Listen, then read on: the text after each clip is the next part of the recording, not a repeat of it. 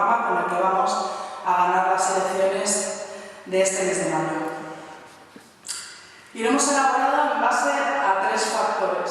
Las necesidades reales, esas necesidades reales que al final han partido de vuestras sugerencias, de vuestras quejas, de estar en la calle, de enterarnos qué se necesita de verdad.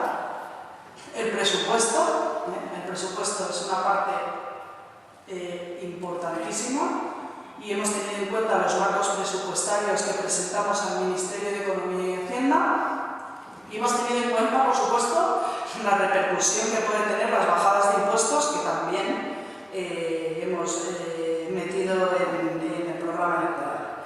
Y como tercer punto, una parte muy importante también, que es el equipo. Pero el equipo, en cuanto a equipo humano, de recursos humanos del ayuntamiento y el equipo también de concejales, el gran equipo que componemos esta lista del Partido Popular, que tiene una gran experiencia y que, gracias a su capacidad, estoy segura de que va a cumplir el programa.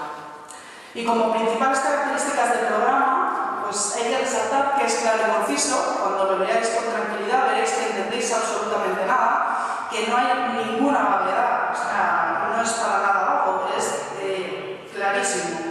Es real porque está basado en la experiencia, es posible porque es cumplible y es en consenso porque hemos tenido en cuenta hemos escuchado todas vuestras sugerencias.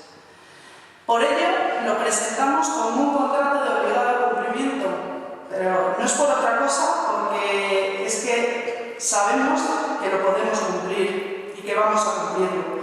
De hecho, el miedo que nos daba, cuando hemos preparado el programa, lo que hablábamos es, bueno, a ver si al final, por decir las cosas que estamos seguros que podemos cumplir, vamos a ser poco ambiciosos en el planteamiento.